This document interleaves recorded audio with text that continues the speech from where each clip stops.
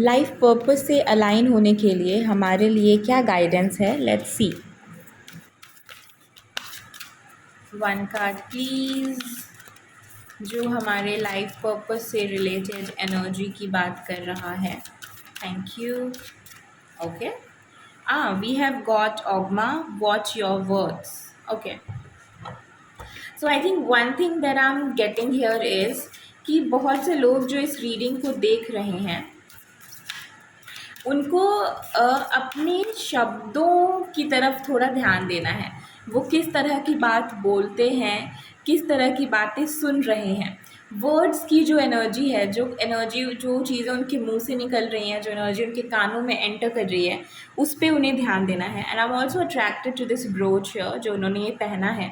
अगर आप देखो ना तो हम नॉर्थ नोड की जो एनर्जी होती है, पास्ट लाइफ की जो एनर्जी होती है, उसका यही साइन होता है, इस तरह का साइन बना हुआ होता है। तो समवेयर ये जो वर्ड्स की जो एनर्जी है, शब्दों की जो एनर्जी है, ये कहीं ना कहीं पास्ट लाइफ से भी रिलेटेड है। तो फॉर सम पीपल उनके पास्ट लाइफ्स के बहुत से ऐसे कर्मास हैं जो उन्हें जो क्लियर करने के लिए वो इस लाइफ टाइम में आए हैं। तो ऐसी पॉसिबिलिटी है कि आप में से बहुत से लोग जो इस रीडिंग को देख रहे होंगे वो पास्ट लाइफ में बहुत ज़्यादा इंटरेस्टेड होंगे, वो स्पिरिचुअल वर्क में बहुत ज़्यादा इंटरेस्टेड होंगे, आप अलग अलग तरह की साधनाएं करते होंगे, बहुत सारे स्पिरिचुअल टीचर्स को सुनते होंगे कि कैसे हम अपने कर्मास को रिलीज़ कर सकते हैं, कैसे हम इनर वर्क कर सकते हैं, स्पिरिचुअल वर्क कर सकते हैं। इस तरह की अलग अलग विधाओं से आप अपने आप को बेहतर बनाने की कोशिश करते होंगे। तो ये एनर्जी है एक। Next one is Hathor, soul family.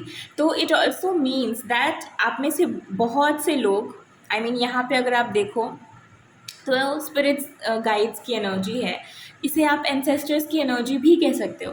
तो आप में से बहुत से लोग अपने एंसेस्ट्रल पैटर्न्स को भी ब्रेक करोगे।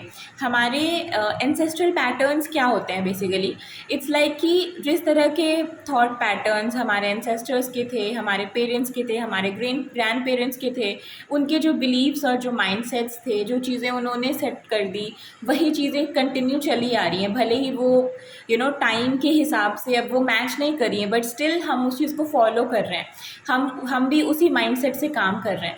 तो you are meant to break those patterns.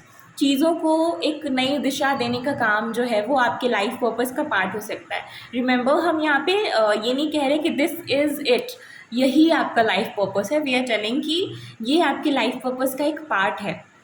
कार्मिक रिलीज़ करना, एंसेस्ट्रल क्लेंजिंग करना, ये सारी चीज़ें जो हैं वो आपके कार्मिक वो आपके लाइफ पर्पस का एक हिस्सा है।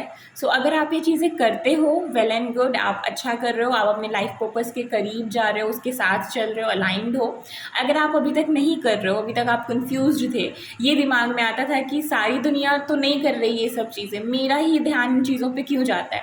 आपका ध्यान इसलिए जाता है क्योंकि आपका सोल पर्पस इस चीज़ से अलाइंड है। आपकी सोल ने कहीं ना कहीं ये डिसाइड किया था कि वो इन चीज़ों के ऊपर काम करेगी इस लाइफ टाइम में, और अपने पैटर्न्स को क्लियर करेगी, अपने पैटर्न्स को शिफ्ट करेगी। इसीलिए आपका ध्यान बार बार इन चीज़ों की तरफ जाता है।